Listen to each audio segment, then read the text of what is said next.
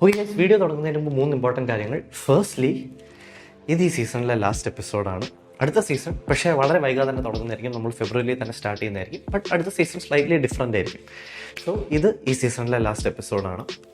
Secondly, ഈ വീഡിയോൻ്റെ title science എന്നാണ്. Now I am very well aware ഒരു 40 മിനിറ്റ് വീഡിയോ കൊണ്ട് എൻ്റയർ സയൻസ് കവർ ചെയ്യാൻ പറ്റില്ല എന്ന്. പക്ഷേ സയൻസിലെയും ടെക്നോളജിയിലെയും മാത്സിലെയും നമ്മൾ അറിഞ്ഞിരിക്കേണ്ട ചില കീ കോൺസെപ്റ്റ്സ് ആണ് ഈ വീഡിയോയിൽ ഡിസ്കസ് ചെയ്യാൻ പോകുന്നത്. ഈ വീഡിയോ നമ്മൾ 5 ചാപ്റ്ററായിട്ടാണ് പിരിച്ചിരിക്കുന്നത്. 1 on biology, 1 on technology, 1 on chemistry, 1 on physics and 1 on mathematics. ഈ 5 ഫീൽഡ്സിലെയും നമ്മൾ അറിഞ്ഞിരിക്കേണ്ട ചില കീ കോൺസെപ്റ്റ്സ് ആണ് ഈ വീഡിയോയിൽ ഡിസ്കസ് ചെയ്യാൻ പോകുന്നത്. ഫൈനലി, നിങ്ങൾ നിസാരം അക്കാഡമി ചെക്കൗട്ട് ചെയ്യുക. നിസാരം അക്കാഡമിയിൽ നിങ്ങൾ കണ്ടിട്ടില്ലാത്ത 10 നിസാരം വീഡിയോസ് ഉണ്ട്. 5 മെൻ്റൽ ഹെൽത്തിനെ പറ്റിയും 5 സ്റ്റോക്ക് മാർക്കറ്റിനെ പറ്റിയും. നിസാരം അക്കാഡമി നിസാരത്തിൻ്റെ ഒഫീഷ്യൽ വെബ്സൈറ്റ് ആണ്. ഇതാണ് ലിങ്ക് ഞാൻ ഡിസ്ക്രിപ്ഷനിലും കൊടുത്തിട്ടുണ്ട്. ഓക്കെ, സോ ഇത് ഈ സീസണിൻ്റെ ലാസ്റ്റ് എപ്പിസോഡാണ്. ഇനി നമുക്ക് അടുത്ത സീസണിൽ വെച്ച് കാണാം. അടുത്ത സീസൺ നമ്മൾ ഫെബ്രുവരിയിൽ തന്നെ സ്റ്റാർട്ട് ചെയ്യുന്നതായിരിക്കും. Till then, we hope you like this video. Enjoy. Let's say നിങ്ങൾ ഒരു ഏലിയൻ പ്ലാനറ്റിലെത്തി. പക്ഷെ അവിടുത്തെ ആ ഏലിയൻ സ്പീഷീസിന് ഒരു സയൻറ്റിഫിക് നോളജും ഇല്ല. അവരുടെ സയൻറ്റിഫിക് നോളജ് 0 ആണ്. പക്ഷെ എന്തെന്നാലും ആ ഏലിയൻ സ്പീഷീസ് ഭയങ്കര കൈൻഡാണ്. അവർ നിങ്ങളെ വളരെ നന്നായിട്ട് ട്രീറ്റ് ചെയ്യുന്നു. അതുകൊണ്ട് തന്നെ അവിടെ നിന്ന് പോകുന്നതിന് മുമ്പ് അവരെ ഏതെങ്കിലും രീതിയിൽ സഹായിക്കാമെന്ന് നിങ്ങൾ തീരുമാനിക്കും. അവരുടെ സയൻസിക് നോളജ് 0 ആയതുകൊണ്ട് തന്നെ അവരുടെ സ്പീഷീസിനെ ഡെവലപ്പ് ചെയ്യാൻ വേണ്ടി കുറച്ച് സയൻസ് അവർക്ക് പറഞ്ഞു കൊടുക്കാമെന്ന് നിങ്ങൾ തീരുമാനിക്കും. പ്രശ്നം എന്തെന്ന് വെച്ചാൽ, നിങ്ങളുടെ സ്പേസ് ഷിപ്പ് എടുക്കാറായി. അതുകൊണ്ട് തന്നെ നിങ്ങൾക്ക് വളരെ കുറച്ച് ടൈമേ ബാക്കിയുള്ളൂ. നിങ്ങൾ അവർക്ക് എന്ത് പറഞ്ഞു കൊടുക്കും? നിങ്ങൾ എന്ത് സയൻറ്റിഫിക് നോളജ് പകർന്നു കൊടുത്താലായിരിക്കും അത് അവരുടെ സ്പീഷീസിനെ ഏറ്റവും കൂടുതൽ ബെനിഫിറ്റ് ചെയ്യാൻ പോകുന്നത്? ഞാൻ ഓർക്കണം, അവരുടെ കറണ്ട് സയൻറ്റിഫിക് നോളജ് 0 ആണ്. അതുകൊണ്ട് തന്നെ നിങ്ങൾക്ക് കോംപ്ലക്സ് കോൺസെപ്റ്റ്സ് ഒന്നും പറഞ്ഞു കൊടുക്കാൻ പറ്റില്ല. വളരെ സിമ്പിളായിട്ടുള്ള എന്തെങ്കിലും പറഞ്ഞു കൊടുക്കാൻ പറ്റും. നിങ്ങൾ അവർക്ക് എന്ത് പറഞ്ഞു കൊടുക്കും? നിങ്ങൾ അവർക്ക് എവല്യൂഷനെ പറ്റി പറഞ്ഞു കൊടുക്കും, അതോ ഗ്രാവിറ്റിയെ പറ്റി പറഞ്ഞു കൊടുക്കും, ജേം തിയറി പറ്റി പറഞ്ഞു കൊടുക്കും, അതോ ലൈറ്റിനെ പറ്റി പറഞ്ഞു കൊടുക്കും? എന്ത് സയൻറ്റിഫിക് ഇൻഫർമേഷൻ ആയിരിക്കും നിങ്ങൾ അവർക്ക് പറഞ്ഞു കൊടുക്കുക? ആൻഡ് എന്ത് സയൻറ്റിഫിക് ഇൻഫർമേഷൻ ആയിരിക്കും അവരെ ഏറ്റവും കൂടുതൽ സഹായിക്കാൻ പോകുന്നത്?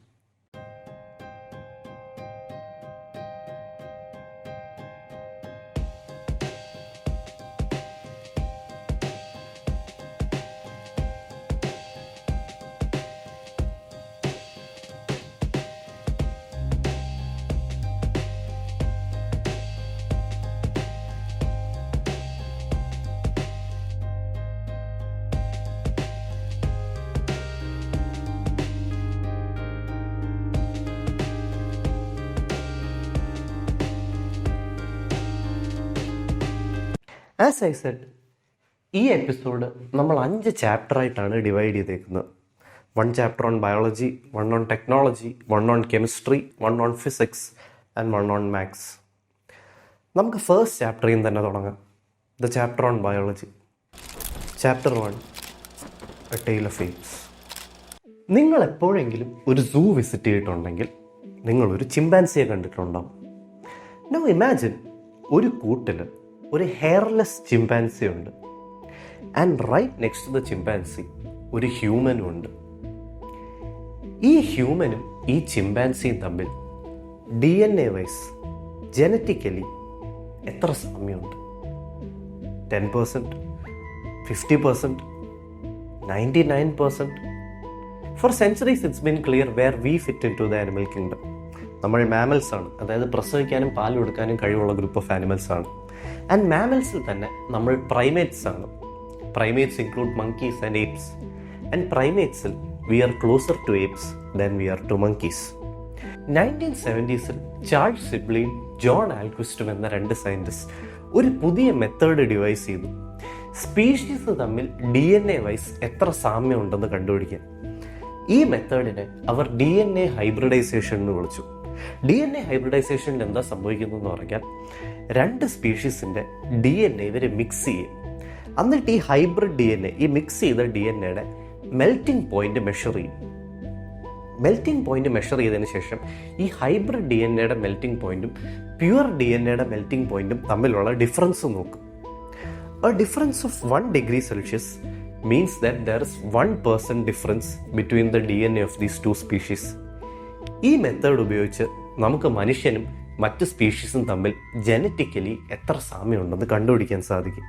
ഈ മെത്തേഡിലൂടെ സയൻറ്റിസ്റ്റ് മനസ്സിലാക്കി മങ്കീസ്, ഏപ്സ് അല്ല, മങ്കീസും ഹ്യൂമൻസും തമ്മിൽ 93% സിമിലാരിറ്റി ഇൻ DNA ഉണ്ടെന്ന്. As far as apes are concerned, we are closer to them. മനുഷ്യനും ഒറാങ്കുട്ടാനും തമ്മിൽ 97% സാമ്യമുണ്ട് DNA.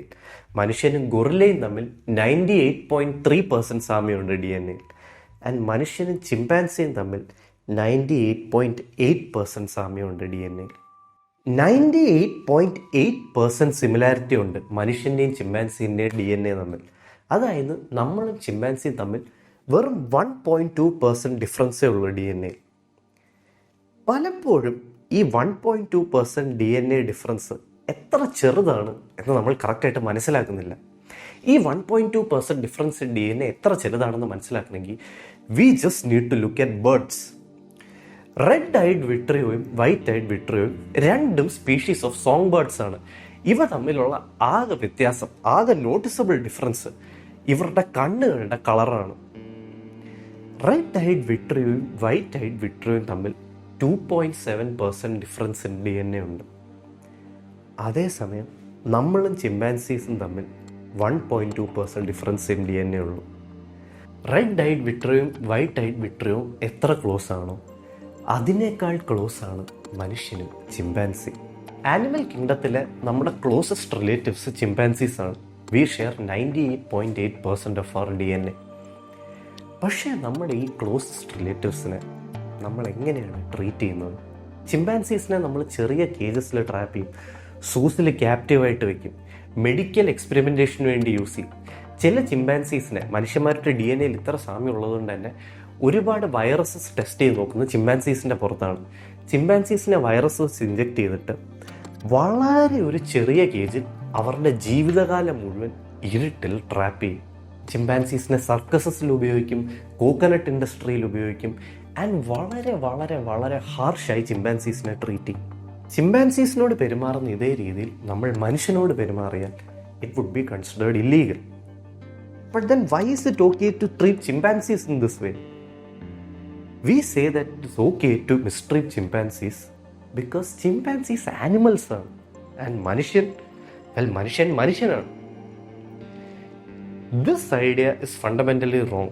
നമ്മൾ ചിമ്പാൻസീസ് വെറും ആനിമൽസ് ആണെന്ന് പറയുമ്പോൾ ചിമ്പാൻസീസിനെയും ബാക്ടീരിയനെയും പാറ്റേനെയും എല്ലാം നമ്മൾ ഒരൊറ്റ കാറ്റഗറിയിലാണ് ഇടുന്നത്, ആനിമൽസ്.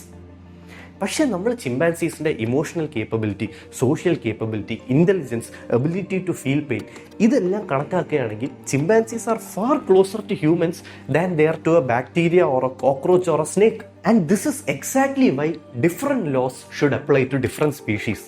ഒരു ബാക്ടീരിയ കൊല്ലുന്ന പോലെയല്ല ഒരു ബട്ടർഫ്ലൈ കൊല്ലുന്നത്, ഒരു ബട്ടർഫ്ലൈയെ കൊല്ലുന്ന പോലെയല്ല ഒരു പെരിച്ചാഴിയെ കൊല്ലുന്നത്, ഒരു പെരിച്ചാഴിയെ കൊല്ലുന്ന പോലെയല്ല ഒരു പൂച്ചയെ മിസ്ട്രീറ്റ് ചെയ്യുന്നത്, ഒരു പൂച്ചയെ മിസ്ട്രീറ്റ് ചെയ്യുന്ന പോലെയല്ല ഒരു പന്നിയെ മിസ്ട്രീറ്റ് ചെയ്യുന്നു, ഒരു പന്നിയെ ടോർച്ചർ ചെയ്യുന്ന പോലെയല്ല ഒരു ചിമ്പാൻസിയെ ടോർച്ചർ ചെയ്യുന്നു. Different species have different capabilities of experiencing pain and feeling emotion. മനുഷ്യനല്ലാത്ത മറ്റെല്ലാ സ്പീഷീസിനെയും നമ്മൾ വെറും ആനിമൽസ് എന്ന് പറഞ്ഞ് ഒരൊറ്റ ഗ്രൂപ്പിൽ തള്ളുന്നത് തെറ്റാണ്. ഓരോ സ്പീഷീസും യുണീക്കാണ് അതിൻ്റെ രീതിയിൽ. അതുകൊണ്ട് തന്നെ ഒരു സ്പീഷീസിനോട് പെരുമാറുന്ന പോലെ നമുക്ക് മറ്റൊരു സ്പീഷീസിനോട് പെരുമാറാൻ പറ്റില്ല. ആൻഡ് അവ എല്ലാം ആനിമൽസ് ആണെന്ന് പറഞ്ഞത് തള്ളിക്കളയാനും പറ്റില്ല. Some species are far more close to us. They are far more close to us in experiencing how the world works. And as humans, it is high time we realize that. Chapter 2, Instrument of the Multiverse. ടെക്നോളജിയിലെ current hottest area എന്താണെന്ന് നമുക്ക് എല്ലാവർക്കും അറിയാം. It's AI, artificial intelligence. പക്ഷേ ഭാവിയിൽ technology എന്ന ഫീൽഡിൽ ഏറ്റവും കൂടുതൽ ചലനങ്ങൾ ഉണ്ടാക്കാൻ പോകുന്നത് ക്വാണ്ടം കമ്പ്യൂട്ടിംഗ് ആണ്. നമുക്ക് ഒത്തിരി ഡീറ്റെയിലോട്ട് ഇറങ്ങാതെ വളരെ ബേസിക്കായിട്ട് ക്വാണ്ടം കമ്പ്യൂട്ടിംഗ് എന്താണെന്ന് മനസ്സിലാക്കാം.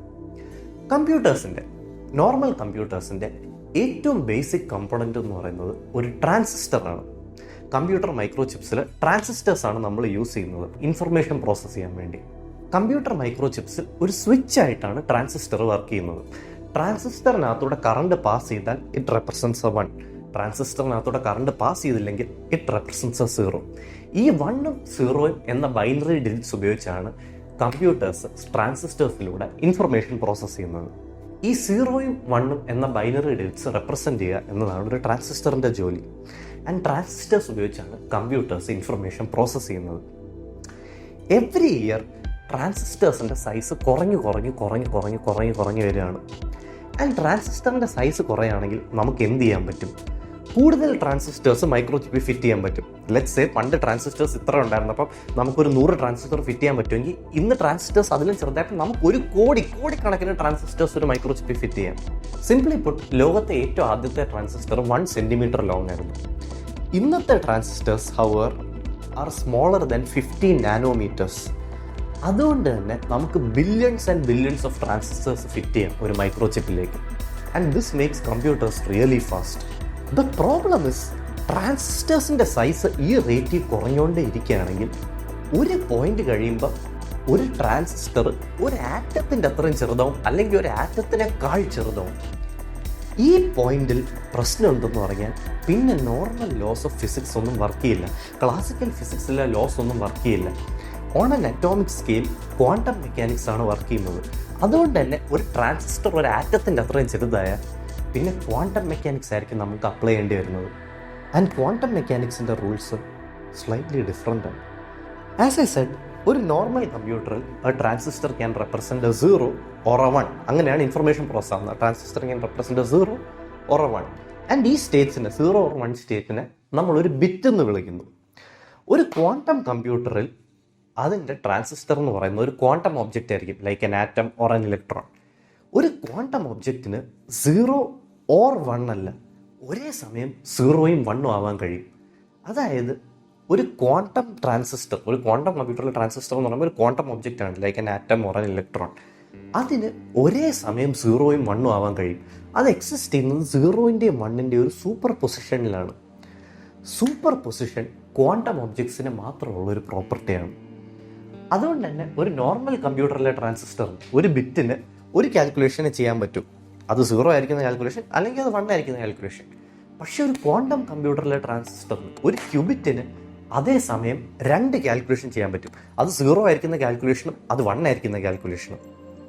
അതായത് ഒരു ബിറ്റിന് ഒരു സമയം ഒരു കാൽക്കുലേഷൻ ചെയ്യാൻ പറ്റുവാണെങ്കിൽ ഒരു ക്യൂബിറ്റിന് ഒരേ സമയം 2 കാൽക്കുലേഷൻ ചെയ്യാൻ പറ്റും. ഒരു ക്യൂബിറ്റിന് 2 കാൽക്കുലേഷൻ അറ്റ് എ ടൈം ചെയ്യാൻ പറ്റുമെങ്കിൽ 2 ക്യൂബിറ്റിന് അറ്റ് എ ടൈം 4 കാൽക്കുലേഷൻ ചെയ്യാൻ പറ്റും. 0 ആയിരിക്കുന്ന കാൽക്കുലേഷൻ, 0ഉം 1ഉം ആയിരിക്കുന്ന കാൽക്കുലേഷൻ, 1ഉം 0 ആയിരിക്കുന്ന കാൽക്കുലേഷൻ, 1ഉം 1ഉം ആയിരിക്കുന്ന കാൽക്കുലേഷൻ. അതുപോലെ 3 ക്യൂബിറ്റ്സിന് ഒരേ സമയം 8 കാൽക്കുലേഷൻ ചെയ്യാൻ പറ്റും. 4 ക്യൂബിറ്റ്സിന് ഒരേ സമയം 16 കാൽക്കുലേഷൻ ചെയ്യാൻ പറ്റും. 5 ക്യൂബിറ്റിന് ഒരേ സമയം 32 കാൽക്കുലേഷൻ ചെയ്യാൻ പറ്റും. So you get the point, don't you? ഓരോ ക്യൂബിറ്റ് ആഡ് ആകുമ്പോഴും ക്വാണ്ടം കമ്പ്യൂട്ടറിന്റെ പവർ ഇങ്ങനെ ഇരട്ടിച്ചുകൊണ്ടേയിരിക്കും. ദ പ്രോബ്ലം ഇസ്, ഈ റേറ്റിൽ ഇങ്ങനെ ഇരട്ടിച്ചുകൊണ്ടേയിരുന്ന ഒരു പർട്ടിക്കുലർ പോയിന്റ് കഴിയുമ്പോൾ quantum computer will be able to do so many calculations. Precisely put, ഒരു ക്വാണ്ടം കമ്പ്യൂട്ടറിൽ 270 കൂടുതൽ ക്യൂബിറ്റ്സ് ഉണ്ടെങ്കിൽ it will be simultaneously able to do more calculations than there are fundamental particles in this universe. അതായത് ഒരു quantum കമ്പ്യൂട്ടറിൽ 270 കൂടുതൽ qubits ഉണ്ടെങ്കിൽ അത് ഒരേ സമയം it will do more calculations than ഈ യൂണിവേഴ്സിലുള്ള total number of fundamental particles. ഈ യൂണിവേഴ്സിൽ എത്ര ഫണ്ടമെന്റൽ പാർട്ടിക്കിൾസ് ഉണ്ടോ അതിനേക്കാൾ കൂടുതൽ കാൽക്കുലേഷൻസ് ഒറ്റയടിക്ക് ഒരു ക്വാണ്ടം കമ്പ്യൂട്ടറിന് ചെയ്യാൻ പറ്റും. ബട്ട് ദ പ്രോബ്ലം ഇസ്, അത്രയും കാൽക്കുലേഷൻസ് ഒറ്റയടിക്ക് ചെയ്യാൻ പറ്റുമെങ്കിൽ അത്രയും കാൽക്കുലേഷൻസ് എങ്ങനെയാണ് ചെയ്യുന്നത് ക്വാണ്ടം കമ്പ്യൂട്ടർ? അതിനുള്ള റിസോഴ്സസ് ഇല്ലല്ലോ. ഒരേ സമയം എങ്ങനെ ഇത്രയും കാൽക്കുലേഷൻ ചെയ്യാൻ പറ്റും? ഈ യൂണിവേഴ്സിൽ അത്രയും പാർട്ടിക്കിൾസ് ഇല്ല അത്രയും കാൽക്കുലേഷൻസ് ചെയ്യാൻ വേണ്ടി. ഇതൊരു ലെജിറ്റിമേറ്റ് ക്വസ്റ്റ്യൻ ആണ്.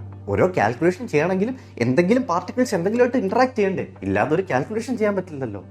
പക്ഷേ അത്രയും പാർട്ടിക്കിൾസ് ഈ യൂണിവേഴ്സിൽ ഇല്ല, 270 കൂടുതൽ ക്യൂബിറ്റ്സ് ഒരുമിച്ച് വന്നാൽ. അതുകൊണ്ട് തന്നെ some scientist believe quantum computers operate ചെയ്യുന്നത് പാരലൽ വേൾഡിലെ റിസോഴ്സസ് ഉപയോഗിച്ചാണ് എന്നത്. ഇത് കേൾക്കുമ്പോൾ നിങ്ങൾക്ക് സയൻസ് ആയിട്ട് തോന്നാം, but not really. It makes sense. പക്ഷെ സ്റ്റിൽ നമുക്ക് പ്രൂഫ് ഇല്ലാത്തതുകൊണ്ട് കൺക്ലൂസീവ് ആയിട്ട് നമുക്കൊന്നും പറയാൻ സാധിക്കില്ല. പക്ഷേ അതിലേക്കൊക്കെ പോകുന്നതിന് മുമ്പ് let's take a step back. The first problem is, ഒരു fully functional quantum computer build ചെയ്യാൻ കുറച്ച് പാടാണ്. Mainly because as we discussed, quantum കമ്പ്യൂട്ടേഴ്സിലെ ട്രാൻസിസ്റ്റേഴ്സ് എന്ന് പറയുന്നത് ക്വാണ്ടം ഒബ്ജക്ട്സ് ആണ്, ഒരു ആറ്റമോ ഒരു ഇലക്ട്രോണോ ഒക്കെ പോലെ. ദ തിങ് ഇസ്, ഈ ക്വാണ്ടം ഒബ്ജക്ട്സ് എൻവയോൺമെൻറ്റുമായിട്ട് ഇൻറ്ററാക്ട് ചെയ്താൽ അതിൻ്റെ ക്വാണ്ടംനെസ് ഇമ്മീഡിയറ്റ്ലി പോവും. അതുകൊണ്ട് തന്നെ ഈ ട്രാൻസിസ്റ്ററിനെ, ഈ ആറ്റമിനെയോ അല്ലെങ്കിൽ ഈ ഇലക്ട്രോണിനെയൊക്കെ എക്സ്ട്രീം വാക്യൂമിൽ വയ്ക്കണം. അല്ലാതെ അത് എയർ മോളിക്യൂൾസുമായിട്ടൊക്കെ തട്ടിയാൽ അതിൻ്റെ ക്വാണ്ടംനെസ് ഇമ്മീഡിയറ്റ്ലി പോകും. സിമിലർലി അതിനെ വളരെ വളരെ വളരെ ലോ ടെമ്പറേച്ചേഴ്സിൽ വെക്കണം. ഇല്ലെങ്കിൽ ഹീറ്റായി വരുന്ന ഫോട്ടോൺസുമായിട്ട് അത് ഇൻറ്ററാക്ട് ചെയ്തിട്ട് അതിൻ്റെ ക്വാണ്ടംനെസ് വീണ്ടും നഷ്ടപ്പെടും. അതുകൊണ്ട് എക്സ്ട്രീം വാക്യൂമിൽ എക്സ്ട്രീംലി ലോ ടെമ്പറേച്ചേഴ്സിൽ നമുക്ക് ഒരു ക്യൂബിറ്റിനെ മെയിൻറ്റെയിൻ ചെയ്യാൻ പറ്റും. ആൻഡ് പോട്ടെ, നമ്മളൊരു fully functioning quantum computer build ചെയ്തു എന്ന് തന്നെ വയ്ക്കും. എന്നാലും മറ്റൊരു പ്രശ്നമുണ്ട്. ഈ ക്വാണ്ടം കമ്പ്യൂട്ടറിന് നമ്മൾ എന്ത് ടാസ്ക് കൊടുക്കും? യെസ്, കറക്റ്റാണ്, ഒരു ക്വാണ്ടം കമ്പ്യൂട്ടറിന് trillions and trillions of calculations ഒരൊറ്റ സെക്കൻഡിൽ ചെയ്യാൻ പറ്റും. ബട്ട് ദ തിങ് ഇസ്, ഈ trillions and trillions of calculations ചെയ്യുമെങ്കിലും ആ എല്ലാ കാൽക്കുലേഷൻ്റെ റിസൾട്ട് ആ ക്വാണ്ടം കമ്പ്യൂട്ടർ നമുക്ക് തരാൻ പറ്റില്ല. ഈ എല്ലാ കാൽക്കുലേഷനിൽ നിന്നും ഒരൊറ്റ റിസൾട്ടേ നമുക്ക് കിട്ടൂ. ഒരു ക്വാണ്ടം കമ്പ്യൂട്ടറിന് ട്രില്യൺസ് ഓഫ് കാൽക്കുലേഷൻസ് ഒറ്റ സെക്കൻഡ് ചെയ്യാൻ പറ്റും എന്ന് പറയുന്നതിൻ്റെ അർത്ഥം അത് ട്രില്യൺസ് ഓഫ് സൂപ്പർ പൊസിഷൻ സ്റ്റേറ്റ്സിലാണ് ഒരൊറ്റ സെക്കൻഡിൽ. പക്ഷേ നമ്മൾ ആൻസർ കിട്ടാൻ വേണ്ടി ആ ക്വാണ്ടം കമ്പ്യൂട്ടറുമായിട്ട് ഇൻറ്ററാക്ട് ചെയ്താൽ ആ സൂപ്പർ പൊസിഷൻ കൊളാപ്സ് ചെയ്ത് ഒരൊറ്റ സ്റ്റേറ്റിലേക്ക് എത്തും. ഇതാണ് ക്വാണ്ടം മെക്കാനിക്സിൽ തന്നെ നമ്മൾ പഠിക്കുന്ന ഒരു കാര്യം. നമ്മളൊരു ക്വാണ്ടം ഒബ്ജക്റ്റുമായിട്ട് ഇൻറ്ററാക്ട് ചെയ്താൽ അതിൻ്റെ സൂപ്പർ പൊസിഷൻ നിന്നിട്ട് അതൊരൊറ്റ സ്റ്റേറ്റിലേക്ക് കൊളാപ്സ് ചെയ്യും. അതുകൊണ്ട് തന്നെ ക്വാണ്ടം കമ്പ്യൂട്ടേഴ്സും trillions and trillions of calculations simultaneously ചെയ്യുമെങ്കിലും നമ്മൾ അതുമായിട്ട് ഇൻറ്ററാക്ട് ചെയ്താൽ അത് അതിൽ നിന്ന് ഒരൊറ്റ ആൻസറെ നമുക്ക് തരും. അതുകൊണ്ട് തന്നെ നമുക്ക് ഒരുപാട് ടാസ്ക് ഒന്നും ഈ ക്വാണ്ടം കമ്പ്യൂട്ടറിന് കൊടുക്കാൻ പറ്റില്ല. But still simultaneously trillions of calculations ചെയ്തിട്ട് അതിൽ നിന്ന് ഒരൊറ്റ റിസൾട്ട് വേണ്ട അങ്ങനത്തെ ടൈപ്പ് ജോലികൾ നമുക്കൊരു ക്വാണ്ടം കമ്പ്യൂട്ടറിന് കൊടുക്കാൻ പറ്റും. ഫോർ എക്സാമ്പിൾ, ക്വാണ്ടം കമ്പ്യൂട്ടേഴ്സിന് കൊടുക്കാൻ പറ്റുന്ന ഒരു വളരെ ഫേമസ് ടാസ്ക്കാണ് ഇൻ്റർനെറ്റ് സെക്യൂരിറ്റി, ബാങ്കിങ് സെക്യൂരിറ്റി, ഇതെല്ലാം ഡീക്രിപ്റ്റ് ചെയ്യുന്നത്. ഒരു ക്വാണ്ടം കമ്പ്യൂട്ടറിന് ഇത് വളരെ സിമ്പിളായിട്ട് ചെയ്യാൻ പറ്റും. ഇൻ്റർനെറ്റ് ഡേറ്റ, ബാങ്കിങ് ഡേറ്റ എല്ലാം എൻക്രിപ്റ്റ് ചെയ്യുന്നത് RSA എന്ന് പറഞ്ഞ ഒരു ആൽഗോരിതം ഉപയോഗിച്ചാണ്. RSAയിൽ എന്താ ചെയ്യുന്നതെന്ന് പറഞ്ഞാൽ, 2 വളരെ ലാർജ് പ്രൈം നമ്പേഴ്സ് എടുക്കും, അത് രണ്ടും കൂടെ മൾട്ടിപ്ലൈ ചെയ്യും. അത് രണ്ടും കൂടെ മൾട്ടിപ്ലൈ ചെയ്യുമ്പോൾ ഒരു വലിയ നമ്പർ കിട്ടും. ഈ നമ്പർ എന്നിട്ട് നമ്മൾ പബ്ലിക്കലി ഷെയർ ചെയ്യും. പക്ഷേ എനിക്കും ഈ മെസ്സേജ് ആരാണോ ഡീക്രിപ്റ്റ് ചെയ്യേണ്ടത് അയാൾക്കും മാത്രമേ അറിയാവൂ ഏത് 2 പ്രൈം നമ്പേഴ്സ് മൾട്ടിപ്ലൈ ചെയ്തപ്പോഴാണ് ഈ വലിയ നമ്പർ കിട്ടിയെന്ന്. വളരെ ലാർജ് പ്രൈം നമ്പേഴ്സാണ് നമ്മൾ മൾട്ടിപ്ലൈ ചെയ്യുന്നത്. അറ്റ്ലീസ്റ്റ് 300 ഡിജിറ്റ്സ് ലോങ് വലുതായിട്ടുള്ള പ്രൈം നമ്പേഴ്സാണ് നമ്മൾ മൾട്ടിപ്ലൈ ചെയ്യുന്നത്. അപ്പം മൾട്ടിപ്ലൈ ചെയ്യുമ്പോൾ കിട്ടുന്ന നമ്പർ അതിലും വലുതാണ്, ഭയങ്കര വലുതാണ്. ആ നമ്പർ പബ്ലിക്കലി അവൈലബിൾ ആണ്. പക്ഷേ എനിക്കും ഡീക്രിപ്റ്റ് ചെയ്യേണ്ട ആൾക്കും മാത്രമേ അറിയാവൂ ഈ ചെറിയ മൾട്ടിപ്ലൈ ചെയ്ത പ്രൈം നമ്പേഴ്സ് ഏതാണെന്ന്. ആ പ്രൈം നമ്പേഴ്സ് അറിയാവുന്ന ആൾക്കാർക്ക് മാത്രമേ ആ മെസ്സേജ് ഡീക്രിപ്റ്റ് ചെയ്യാൻ പറ്റൂ. അത് മൾട്ടിപ്ലൈ ചെയ്തപ്പോൾ കിട്ടിയ ലാർജ് നമ്പർ കണ്ട ആർക്കും ഡീക്രിപ്റ്റ് ചെയ്യാൻ പറ്റില്ല. അപ്പം നിങ്ങൾ വിചാരിക്കും ആ മൾട്ടിപ്ലൈ ചെയ്ത ലാർജ് നമ്പർ ഒരു സൂപ്പർ കമ്പ്യൂട്ടറിന് കൊടുത്തിട്ട് അതിന് പ്രൈം ഫാക്ടറൈസ് ചെയ്ത് കണ്ടുപിടിച്ചാൽ പോരെ ഏത് 2 പ്രൈം നമ്പേഴ്സ് മൾട്ടിപ്ലൈ ചെയ്യപ്പോഴും അത് കിട്ടിയെന്ന്. നോ നോ നോ നോ ഈ നമ്പേഴ്സ് ഇത്ര ഹ്യൂജ് ആയതുകൊണ്ട് തന്നെ ഒരു സൂപ്പർ കമ്പ്യൂട്ടർ അതിനെ പ്രൈം ഫാക്ടറൈസ് ചെയ്യാൻ ശ്രമിച്ചാൽ പോലും അതിന് മില്യൺസ് ഓഫ് ഇയേഴ്സ് എടുക്കും. അതുകൊണ്ട് തന്നെ RSA ഡീക്രിപ്റ്റ് ചെയ്യാൻ ഭയങ്കര പാടാണ്. ആ പ്രൈം ഫാക്ടേഴ്സ് അറിയാവുന്നവർക്ക് മാത്രമേ അത് ഡീക്രിപ്റ്റ് ചെയ്യാൻ പറ്റൂ. ദ തിങ് ഈസ്, ഒരു സൂപ്പർ കമ്പ്യൂട്ടറിന് ഇത് പ്രൈം ഫാക്ടറൈസ് ചെയ്യാൻ മില്യൺസ് ഓഫ് ഇയേഴ്സ് എടുക്കുമെങ്കിലും ഒരു ക്വാണ്ടം കമ്പ്യൂട്ടറിന് സെക്കൻഡ്സിൽ ഇത് ഡീക്രിപ്റ്റ് ചെയ്യാൻ പറ്റും. അതുകൊണ്ട് തന്നെ എപ്പം ഒരു fully functional quantum computer build ആവുന്നോ അപ്പം എല്ലാ ഇൻ്റർനെറ്റ് ഡേറ്റയും ബാങ്കിങ് ഡേറ്റയും എല്ലാത്തിൻ്റെയും സെക്യൂരിറ്റി നഷ്ടപ്പെടും. ഐ നോ ഇത് ആക്ച്വലി അത്ര ഒരു നല്ല യൂസ് അല്ല. ബട്ട് ക്വാണ്ടം കമ്പ്യൂട്ടേഴ്സിന് ആക്ച്വലി ഒരുപാട് നല്ല കാര്യങ്ങളും ചെയ്യാൻ പറ്റും. ഫോർ എക്സാമ്പിൾ, ഇന്ന് ഡ്രഗ് ട്രയൽസ് ഭയങ്കര എക്സ്പെൻസീവ് ആണ്. ഫാർമസിസ്റ്റ് അല്ലെങ്കിൽ ഡോക്ടേഴ്സ് ഒരു പുതിയ ഡ്രഗ് കണ്ടുപിടിക്കുമ്പം അത് ഓരോ ടാർഗറ്റ് സെൽസുമായിട്ട് എങ്ങനെ ഇൻ്ററാക്ട് ചെയ്യുന്നതെന്ന് അവർക്കിരുന്ന് ടെസ്റ്റ് ചെയ്യണം. പക്ഷേ ഒരു ക്വാണ്ടം കമ്പ്യൂട്ടർ ഡെവലപ്പ് ചെയ്താൽ അതിന് വളരെ ഈസി ആയിട്ട് മില്യൺസ് ഓഫ് ഡ്രഗ്സ് അതിൻ്റെ ടാർഗറ്റ് സെൽസുമായിട്ട് എങ്ങനെ ഇൻട്രാക്ട് ചെയ്യുന്നത് സ്പീഡിൽ കാൽക്കുലേറ്റ് ചെയ്ത് ഏത് ഡ്രഗും ഏത് സെല്ലുമാണ് മാച്ച് ആവുന്നത്, ഏതുമായിട്ട് ഇൻട്രാക്ട് ചെയ്യും, എല്ലാം വളരെ സ്പീഡിൽ കണ്ടുപിടിക്കാം. അതുപോലെ തന്നെ ഇലക്ട്രിക് കാർസിൻ്റെ ബാറ്ററിക്ക് ഏറ്റവും നല്ല മെറ്റീരിയൽസ് എന്തൊക്കെയായിരിക്കും, ഫർട്ടിലൈസേഴ്സ് ഉണ്ടാക്കാൻ വേണ്ടി ഏറ്റവും നല്ല കെമിക്കൽ പ്രോസസ് എന്തായിരിക്കും, എല്ലാം ഒരു ക്വാണ്ടം കമ്പ്യൂട്ടറിന് സൈമൾട്ടേനിയസ്ലി അനലൈസ് ചെയ്ത് ബെസ്റ്റ് റിസൾട്ട്സ് നമുക്ക് തരാൻ പറ്റും. അതുകൊണ്ട് തന്നെ എന്നൊരു fully functioning quantum computer humanity develop ചെയ്യുന്നു. ഐ റിപ്പീറ്റ്, ഒരു ഫുള്ളി ഫങ്ഷനിങ് ക്വാണ്ടം കമ്പ്യൂട്ടർ. ഇന്ന് ഓരോ major companies quantum computers develop ചെയ്യുന്നു. പക്ഷേ എന്ന് ഒരു ഫുള്ളി ഫങ്ഷണൽ ക്വാണ്ടം കമ്പ്യൂട്ടർ ഹ്യൂമാനിറ്റിക്ക് ഡെവലപ്പ് ചെയ്യാൻ പറ്റുന്നു, അന്ന് തൊട്ട് humanity as a species will progress faster than you can imagine. Chapter 3, the greatest theory in all of science. പക്ഷേ അടുത്ത ചാപ്റ്ററിലേക്ക് പോകുന്നതിന് മുമ്പ് ഞാൻ നിങ്ങളുടെ 1 മിനിറ്റ് ആവശ്യപ്പെടുകയാണ്. ജസ്റ്റ് 1 മിനിറ്റ് എനിക്ക് വേണ്ടി സ്പെയർ ചെയ്യും. നിങ്ങൾക്ക് കോഡിംഗ് പഠിക്കാൻ താല്പര്യമുണ്ടെങ്കിൽ നിങ്ങൾ ഡെഫിനറ്റ്ലി എൻട്രി എലിവേറ്റ് ചെക്കൗട്ട് ചെയ്യണം. കോഡിംഗ് പഠിക്കാൻ എത്തുന്നത് ജനറലി 2 തരം ആൾക്കാരാണ്. ഫസ്റ്റ് ഗ്രൂപ്പ് ഓഫ് ആൾക്കാർക്ക് കോഡിങ്ങിൻ്റെ ഒരു ബേസിക് നോളജ് ഇല്ലായിരിക്കും, ഒരു ബാക്ക്ഗ്രൗണ്ട് നോളജ് ഇല്ലായിരിക്കും, അവർ ബിഗിനേഴ്സ് ആയിരിക്കും. സെക്കൻഡ് ഗ്രൂപ്പ് ഓഫ് ആൾക്കാർക്ക് ഓൾറെഡി കോഡിങ്ങിൻ്റെ ബേസിക്സ് അറിയായിരിക്കും, അവർക്ക് ഒരു സ്ട്രോങ് ഫൗണ്ടേഷൻ ഉണ്ടായിരിക്കും, പക്ഷേ അവർക്ക് അഡ്വാൻസ് സ്കിൽസ് പഠിക്കണമെന്നുണ്ടായിരിക്കും. ഈ 2 ഗ്രൂപ്പ് ആൾക്കാരെയും നമുക്ക് ഒരേ ബാച്ചിലിട്ട് പഠിപ്പിക്കാൻ സാധിക്കില്ല. എൻട്രി എലിവേറ്റ് അതുകൊണ്ട് തന്നെ നിങ്ങളുടെ എക്സിസ്റ്റിംഗ് സ്കിൽ സെറ്റ് മനസ്സിലാക്കി ബാച്ച് സെഗ്രിഗേഷൻ നടത്തുന്നു. ബിഗിനേഴ്സിനെ ഫൗണ്ടേഷൻ ബാച്ചിലും ബേസിക് സ്കിൽ സെറ്റ് ഉള്ളവരെ, അഡ്വാൻസ് സ്കിൽസ് പഠിക്കാൻ ആഗ്രഹിക്കുന്നവരെ എലീറ്റ് ബാച്ചിലുമായി പിരിക്കുന്നു. കോഴ്സിൻ്റെ ഡ്യൂറേഷൻ 7 to 8 months ആണ്. Full stack development, Python programming, data analytics, data science, ഇതിലെല്ലാം എൻട്രി എലിവേറ്റ് കോഴ്സസ് പ്രൊവൈഡ് ചെയ്യുന്നു. സോ നിങ്ങൾക്ക് കോഡിംഗ് പഠിക്കാൻ താല്പര്യമുണ്ടെങ്കിൽ, നിങ്ങൾ ബിഗിനർ ആണെങ്കിലും നിങ്ങൾക്ക് ഓൾറെഡി കുറച്ച് ബേസിക്സ് അറിയാമെങ്കിലും നിങ്ങൾക്ക് കോഡിംഗ് പഠിക്കാൻ താല്പര്യമുണ്ടെങ്കിൽ ഡെഫിനറ്റ്ലി എൻട്രി എലിവേറ്റ് ചെക്കൗട്ട് ചെയ്യുക. എൻട്രി എലിവേറ്റിനെ കോൺടാക്ട് ചെയ്യാനുള്ള ഡീറ്റെയിൽസ് ഞാൻ ഡിസ്ക്രിപ്ഷൻ ബോക്സിൽ ഇട്ടിട്ടുണ്ട്. സോ നിങ്ങൾ ഡെഫിനറ്റ്ലി ചെക്കൗട്ട് ചെയ്യുക. അപ്പോൾ ഒട്ടും സമയം കളയുന്നില്ല, നമുക്ക് അടുത്ത ചാപ്റ്ററിലേക്ക് കിടക്കാം. The greatest theory in all of science. Chapter 3, the greatest theory in all of science. 440 BC-യിൽ ഗ്രീക്ക് ഫിലോസഫറായ ഡെമോക്രിറ്റസ് ഒരു ചോദ്യം ചോദിച്ചു. ഞാനൊരു സ്റ്റോൺ എടുത്തു, എന്നിട്ട് ആ സ്റ്റോണിനെ പകുതിയായി മുറിച്ചു. കിട്ടിയ പകുതിയെ വീണ്ടും പകുതിയായി മുറിച്ചു, കിട്ടിയ പകുതിയെ വീണ്ടും പകുതിയായി മുറിച്ചു, കിട്ടിയ പകുതിയെ വീണ്ടും പകുതിയായി മുറിച്ചു. അങ്ങനെ മുറിച്ചുകൊണ്ടേ ഇരിക്കുകയാണെങ്കിൽ എനിക്ക് എത്ര വരെ പോകാൻ പറ്റും?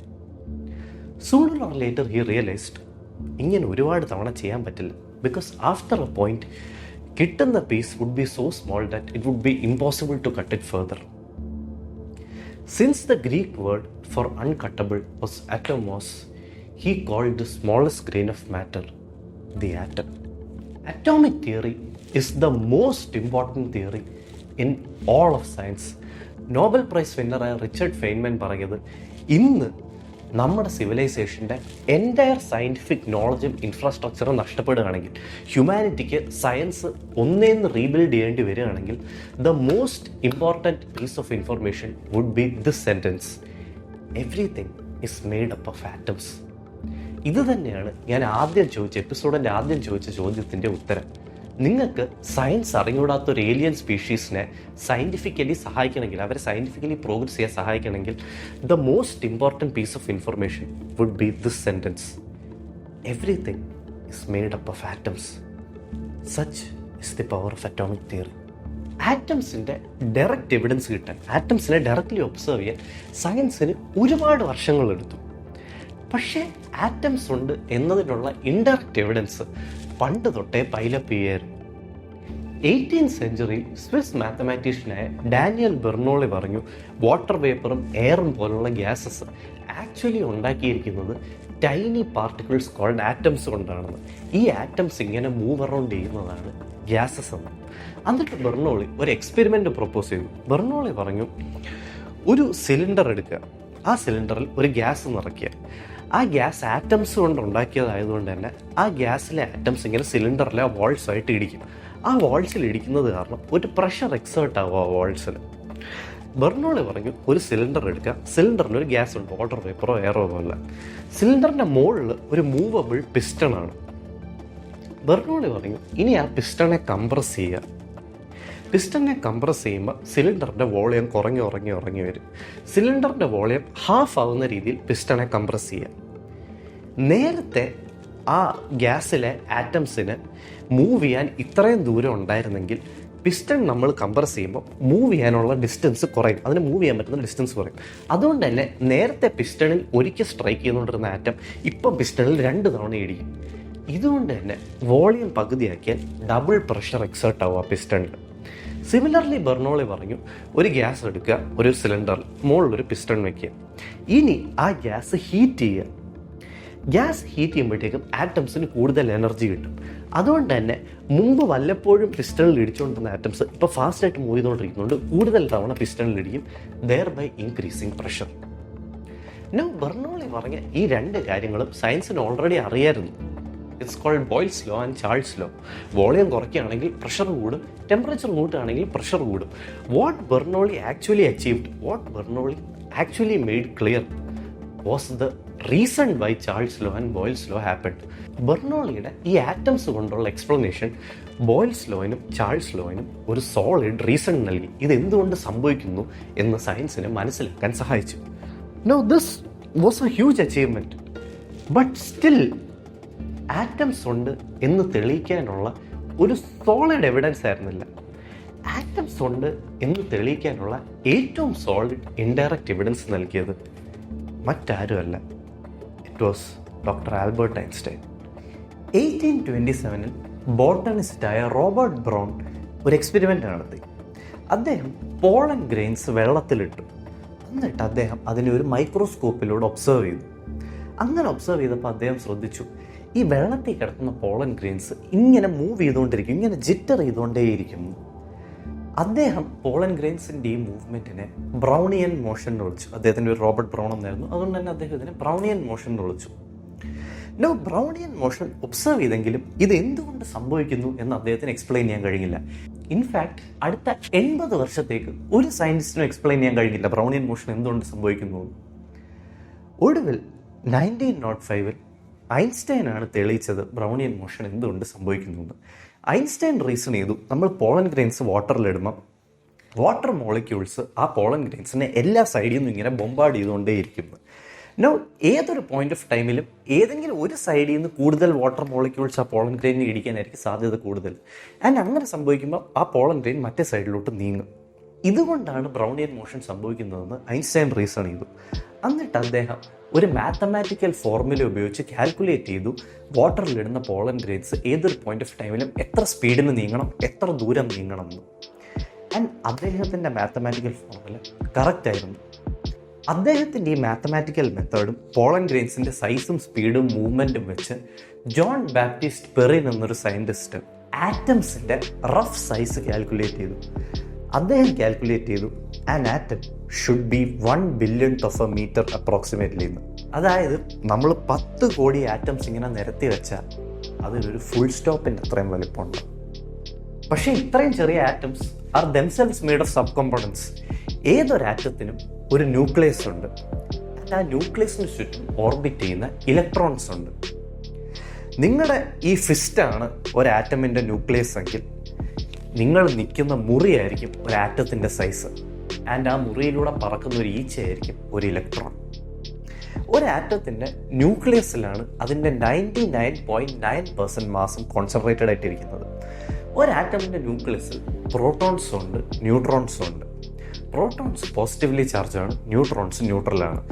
ആൻഡ് ഇലക്ട്രോൺസ് ഈ ന്യൂക്ലിയസിന് ചുറ്റും റിവോൾവ് ചെയ്യും. ആൻഡ് ഇലക്ട്രോൺസിന് നെഗറ്റീവ് ചാർജാണ്. ഏതൊരു ആറ്റത്തിലും ഈക്വൽ നമ്പർ ഓഫ് പ്രോട്ടോൺസും ഈക്വൽ നമ്പർ ഓഫ് ഇലക്ട്രോൺസും ആയിരിക്കും. ആൻഡ് പ്രോട്ടോണിനും ഇലക്ട്രോണിനും സെയിം ബട്ട് ഓപ്പോസിറ്റ് ചാർജാണ്. ഒന്ന് പോസിറ്റീവ്, ഒന്ന് നെഗറ്റീവ്. പക്ഷേ അതിൻ്റെ മാഗ്നിറ്റ്യൂഡ് സെയിം ആണ്. സെയിം നമ്പർ ഓഫ് പ്രോട്ടോൺസും സെയിം നമ്പർ ഓഫ് ഇലക്ട്രോൺസും ഉള്ളതുകൊണ്ട് തന്നെ ഇതിൻ്റെ ചാർജസ് ക്യാൻസൽ ഔട്ട് ചെയ്യും. ആൻഡ് ഒരു ആറ്റം ഇലക്ട്രിക്കലി ന്യൂട്രൽ ആവും. ആൻഡ് ഏതൊരു എലമെൻറ്റിനെയും മറ്റൊരു എലമെൻറ്റിൽ നിന്നും വ്യത്യസ്തമാക്കുന്നത് അതിൻ്റെ ആറ്റത്തിലെ ന്യൂക്ലിയസിലെ നമ്പർ ഓഫ് പ്രോട്ടോൺസ് ആണ്. ഫോർ എക്സാമ്പിൾ, ഒരു ഹൈഡ്രജൻ ആറ്റമിൽ ഒരു പ്രോട്ടോണേ ഉള്ളൂ. പക്ഷേ ഒരു കാർബൺ ആറ്റത്തിൽ 6 പ്രോട്ടോൺ ഉണ്ട്. മീൻ വൈൽ ഒരു യുറാനിയം ആറ്റത്തിൽ 92 പ്രോട്ടോൺസ് ഉണ്ട്. നമ്പർ ഓഫ് പ്രോട്ടോൺസ് ആണ് ഓരോ എലമെൻറ്റിനെയും വ്യത്യസ്തമാക്കുന്നത്. So in some sense Democritus was wrong. Atoms uncuttable അല്ല. ആറ്റംസ് നമുക്ക് ഫർദർ മുറിക്കാൻ പറ്റും, പ്രോട്ടോൺസും ഇലക്ട്രോൺസും ന്യൂട്രോൺസും ആയിട്ട്. പക്ഷേ ഈ പ്രോട്ടോൺസും ഇലക്ട്രോൺസും ന്യൂട്രോൺസും അല്ല ഫൈനൽ ഗ്രെയിൻ ഓഫ് പാർട്ടിക്കിൾസ്. അതും അൺകട്ടബിൾ അല്ല. അതിനെ നമുക്ക് ഫർദർ റെഡ്യൂസ് ചെയ്യാം. ഇൻഫാക്ട് സയൻറ്റിസ്റ്റ് നേച്ചറിലെ അൺകട്ടബിൾ പാർട്ടിക്കിൾസിനെ കണ്ടുപിടിച്ചിട്ടുണ്ട്. അത് പ്രോട്ടോൺ, ഇലക്ട്രോൺ, ന്യൂട്രോൺ അല്ല. They are the up quark, the down quark and the electron. No, since ഇതൊരു ബേസിക് വീഡിയോ ആയിട്ട് ഞാൻ ഇതിൻ്റെ ഡീറ്റെയിൽസിലോട്ട് പോകുന്നില്ല. But a proton itself is made of 2 up quarks and a down quark. A neutron is made of 2 down quarks and an up quark. And an electron is, well, an electron. So ഈ 3 particles കൊണ്ടാണ് നമ്മുടെ entire universe build ചെയ്തിരിക്കുന്നത്. ഏതൊക്കെ? The up quark, the down quark and the electron. The universe is these 3 particles. These 3 particles are uncuttable. Chapter 4, mass energy equivalence. ഫിസിക്സിലെ ഒരു important but അധികം ആർക്കും അറിഞ്ഞൂടാത്തൊരു കോൺസെപ്റ്റാണ് anti matter. ഇപ്പം നിങ്ങൾക്ക് തോന്നുമായിരിക്കും, ആൻറ്റി മാറ്ററിനെയൊക്കെ പറ്റി പഠിക്കുന്നത് അത്രയ്ക്ക് ഇമ്പോർട്ടൻ്റ് ആണോ? യെസ്, ആൻറ്റി മാറ്ററിനെ പറ്റി അറിഞ്ഞിരിക്കുന്നത് കുറച്ച് നെസസറി ആണ്. കാരണം ആൻറ്റി മാറ്ററിനെ പറ്റി നമുക്ക് മനസ്സിലായാൽ നമുക്ക് മാറ്ററും എനർജിയും തമ്മിലുള്ള റിലേഷൻ മനസ്സിലാവും. മാറ്ററിനെ എങ്ങനെ എനർജി ആയിട്ട് കൺവേർട്ട് ചെയ്യാൻ പറ്റുമെന്നും എനർജിയെ എങ്ങനെ മാറ്ററായിട്ട് കൺവേർട്ട് ചെയ്യാൻ പറ്റുമെന്നും നമുക്ക് മനസ്സിലാവും. For every particle there exist an anti particle. For example, ഇലക്ട്രോണിൻ്റെ ആൻറ്റി പാർട്ടിക്കിളാണ് പോസിട്രോൺ, പ്രോട്ടോണിൻ്റെ ആൻറ്റി പാർട്ടിക്കിളാണ് ആൻറ്റി പ്രോട്ടോൺ, ന്യൂട്രോണിൻ്റെ ആൻറ്റി പാർട്ടിക്കിളാണ് ആൻറ്റി ന്യൂട്രോൺ. ഒരു പാർട്ടിക്കിൾ ആൻറ്റി പാർട്ടിക്കിൾ തമ്മിലുള്ള വ്യത്യാസം എന്ന് പറഞ്ഞാൽ, ഒരു ആൻറ്റി പാർട്ടിക്കിളിൻ്റെ സെയിം മാസ് ആയിരിക്കും, രണ്ടിനും എക്സാക്ട് സെയിം മാസ് ആയിരിക്കും. പക്ഷേ ആൻറ്റി പാർട്ടിക്കിളിൻ്റെ ഓപ്പോസിറ്റ് ചാർജും മാഗ്നറ്റിക് മൊമെൻറ്റും ആയിരിക്കും. ഇലക്ട്രിക് ചാർജും മാഗ്നറ്റിക് മൊമെൻറ്റും ഓപ്പോസിറ്റ് ആയിരിക്കും, പക്ഷേ മാസ് സെയിം ആയിരിക്കും. ഫോർ എക്സാമ്പിൾ, പ്രോട്ടോണിൻ്റെ ആൻറ്റി പാർട്ടിക്കിളാണ് ആൻറ്റി പ്രോട്ടോൺ. ആൻറ്റി പ്രോട്ടോണിനും എക്സാക്ട് സെയിം മാസ്സാണ്, പക്ഷേ ആൻറ്റി പ്രോട്ടോണ് നെഗറ്റീവ് ചാർജാണ്. പ്രോട്ടോൺ പോസിറ്റീവ് ചാർജ് ആണെങ്കിൽ ആൻറ്റി പ്രോട്ടോണ് നെഗറ്റീവ് ചാർജാണ്. ഓർക്കണം, ഇത് ഇലക്ട്രോൺ പ്രോട്ടോൺ പോലെയല്ല. ഇലക്ട്രോൺ പ്രോട്ടോൺ അതുപോലെ തന്നെയാണ്, proton positive charge, electron negative charge. പക്ഷേ ഇലക്ട്രോണിൻ്റെ mass much smaller than the mass of the proton ആണ്. പക്ഷേ ഇവിടെ അങ്ങനെയല്ല, ആൻറ്റി പ്രോട്ടോണും എക്സാക്ട് സെയിം മാസ്സാണ്, പക്ഷേ പ്രോട്ടോൺ പോസിറ്റീവ് ചാർജ് ആണെങ്കിൽ ആൻറ്റി പ്രോട്ടോണിന് നെഗറ്റീവ് ചാർജ് ആയിരിക്കും. ആൻറ്റി പാർട്ടിക്കിൾസ് എക്സിസ്റ്റ് ചെയ്യുന്നതിന് ഒരു സ്പെസിഫിക് റീസൺ ഉണ്ട്. 1905 ഐൻസ്റ്റൈൻ അദ്ദേഹത്തിൻ്റെ ഫേമസ് മാസ് എനർജി ഇക്വലൻസ് കണ്ടെത്തി. അതനുസരിച്ച് മാസ് എനർജി ഇക്വലൻസ് അനുസരിച്ച് മാസും എനർജിയും ഒന്ന് തന്നെയാണ്. മാസിനെ നമുക്ക് എനർജി ആയിട്ട് കൺവേർട്ട് ചെയ്യാൻ പറ്റും, എനർജിയെ നമുക്ക് മാസ്സായിട്ടും കൺവേർട്ട് ചെയ്യാൻ പറ്റും. Both are two forms of the same thing. Take for example photon of light. Photon of light എന്ന് പറയുമ്പോൾ എനർജിയാണ്, അത് മാസ് അല്ല. ഫോട്ടോൺ ഓഫ് ലൈറ്റ് എന്ന് പറയുമ്പോൾ എനർജിയാണ്. ഐൻസ്റ്റൈൻ പറഞ്ഞ അനുസരിച്ച് ആ ഫോട്ടോൺ ഓഫ് ലൈറ്റിനെ നമുക്ക് മാസ്സായിട്ട് കൺവേർട്ട് ചെയ്യാൻ പറ്റും. അതായത് ആ ഫോട്ടോൺ ഓഫ് ലൈറ്റിനെ നമുക്കൊരു ഇലക്ട്രോണോ ഒരു പ്രോട്ടോണോ ഒക്കെ ആയിട്ട് മാറ്റാൻ കഴിയും. ദ പ്രോബ്ലം ഇസ്, ഒരു യൂണിവേഴ്സൽ ലോ ഉണ്ട്, called the law of conservation of charge. Law of conservation of charge അനുസരിച്ച് charge can neither be created nor be destroyed. ഒരു ഫോട്ടോൺ ഓഫ് ലൈറ്റിന് ചാർജ് ഇല്ല, അത് ചാർജ്ലെസ് ആണ്. അതുകൊണ്ട് തന്നെ ഒരു ഫോട്ടോൺ ഓഫ് ലൈറ്റ് ഒരു ഇലക്ട്രോൺ ആയിട്ട് മാറിയാൽ, ഇലക്ട്രോണിന് നെഗറ്റീവ് ചാർജ് ആണല്ലോ, അവിടെ ചാർജ് ഉണ്ടാവുകയാണ്. അങ്ങനെ സംഭവിക്കാൻ പറ്റില്ല, അത് ലോ ഓഫ് കൺസർവേഷൻ ഓഫ് ചാർജിന് എതിരാണ്. സിമിലർലി ഒരു ഫോട്ടോൺ ഓഫ് ലൈറ്റ്, ഒരു ചാർജസ് ഫോട്ടോൺ ഓഫ് ലൈറ്റ് ഒരു പ്രോട്ടോണായി മാറുകയാണെങ്കിൽ അവിടെയും അത് വർക്ക് ചെയ്യില്ല. ചാർജ് ഇല്ലാത്തൊരു സാധനത്തിന് ഒരു പോസിറ്റീവ് ചാർജുള്ള സാധനമായിട്ട് മാറാൻ കഴിയില്ല, അവിടെ പോസിറ്റീവ് ചാർജ് ഉണ്ടാവുകയാണ്. അവിടെയും law of conservation of charge തെറ്റും. ഹൗഎവർ ഒരു ഫോട്ടോൺ ഓഫ് ലൈറ്റിൽ നിന്ന് ഒരേ സമയം ഒരു ഇലക്ട്രോണും ഒരു പോസിട്രോണും ക്രിയേറ്റ് ആയ അവിടെ പ്രശ്നമില്ല, അവിടെ ചാർജ് കൺസേർവ്ഡ് ആണ്. കാരണം ഇലക്ട്രോണിന് നെഗറ്റീവ് ചാർജാണ്, പോസിട്രോണ് പോസിറ്റീവ് ചാർജാണ്, രണ്ടും കൂടെ ക്യാൻസൽ ഔട്ട് ചെയ്യും.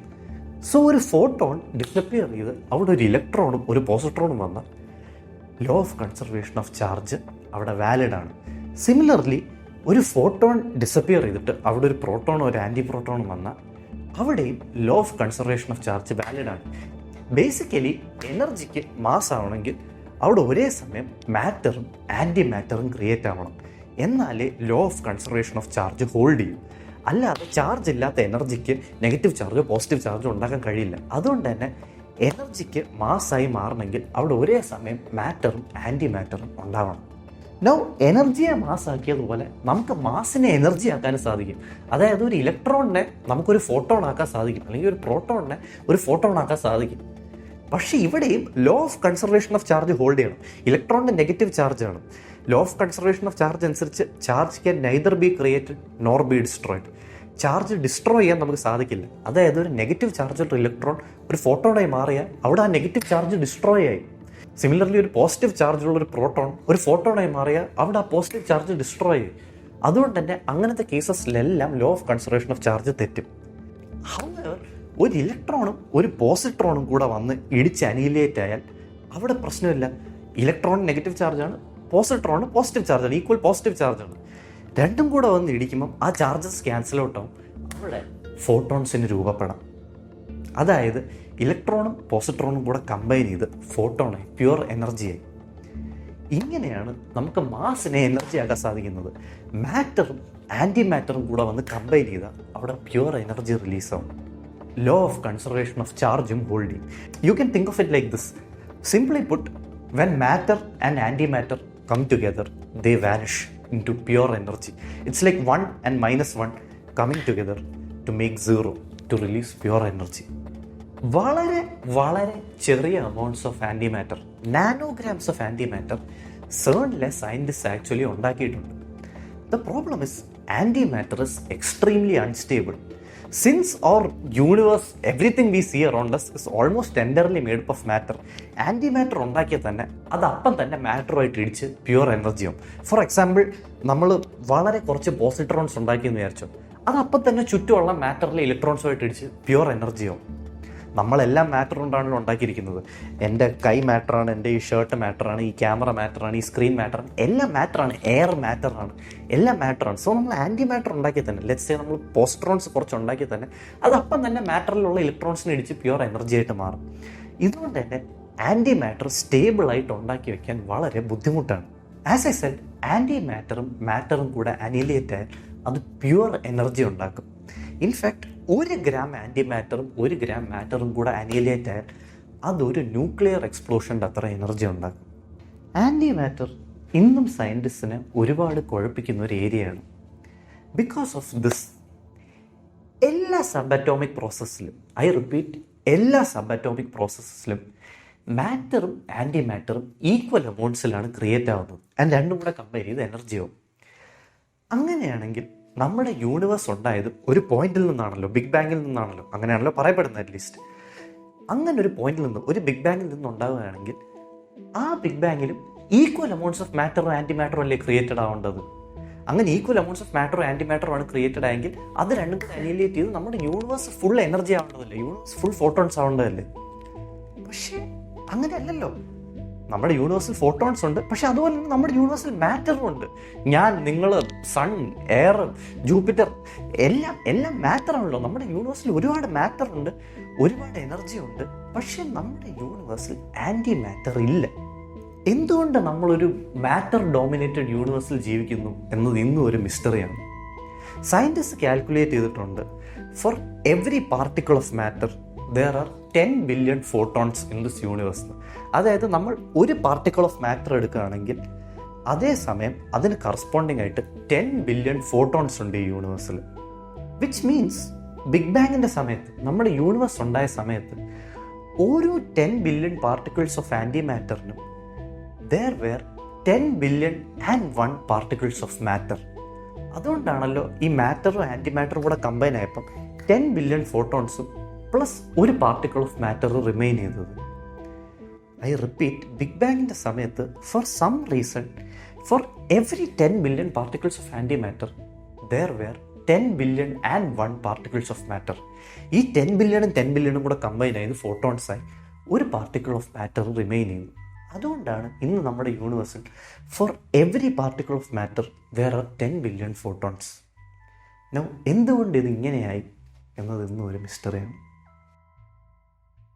Chapter 5, scale of numbers. നിങ്ങൾക്കറിയാവുന്ന ലാർജസ്റ്റ് നമ്പർ എന്താണ്? Now you would probably say infinity, but come on, can you really visualize infinity? നിങ്ങൾക്ക് ട്രൂലി വിഷ്വലൈസ് ചെയ്യാൻ പറ്റുന്ന, നിങ്ങൾക്ക് ട്രൂലി ഗ്രാസ്പ് ചെയ്യാൻ പറ്റുന്ന ലാർജസ്റ്റ് നമ്പർ എത്രയാണ്? A million, a billion, a trillion? As humans, we are not truly capable of understanding very large numbers. വളരെ വലിയ numbers പലപ്പോഴും നമുക്ക് ഇമാജിൻ ചെയ്യാൻ കഴിയില്ല. പക്ഷേ ആ വലിയ നമ്പേഴ്സിനെ നമുക്ക് മനസ്സിലാക്കാൻ പറ്റുന്ന ഒരു ചെറിയ നമ്പറുമായിട്ട് അസോസിയേറ്റ് ചെയ്താൽ നമുക്ക് ആ കണക്ഷൻ ക്ലിയറായി മനസ്സിലാക്കാൻ പറ്റും.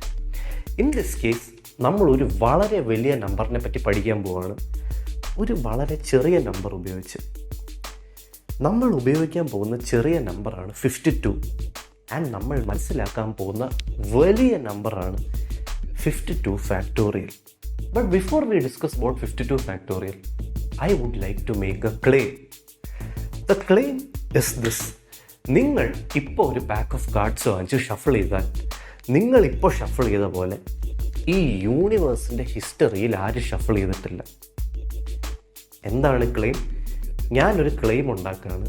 ദ ക്ലെയിം ഇസ് ദാറ്റ് നിങ്ങളിപ്പം കടയിൽ പോയി ഒരു പാക്ക് ഓഫ് കാർഡ്സ് വാങ്ങിച്ച് ഷഫിൾ ചെയ്യുകയാണെങ്കിൽ, നിങ്ങൾക്ക് ഓരോരുത്തർക്കും ചെയ്യാം.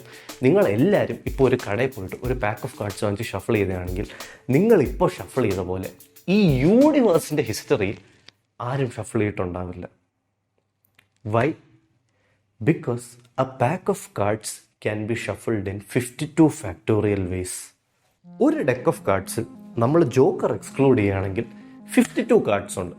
ആൻഡ് 52 കാർഡ്സിനെ നമുക്ക് എത്ര രീതിയിൽ ഷഫിൾ ചെയ്യാൻ പറ്റും, എത്ര രീതിയിൽ അറേഞ്ച് ചെയ്യാൻ പറ്റും, അത് നമുക്ക് ആദ്യം മനസ്സിലാക്കാം.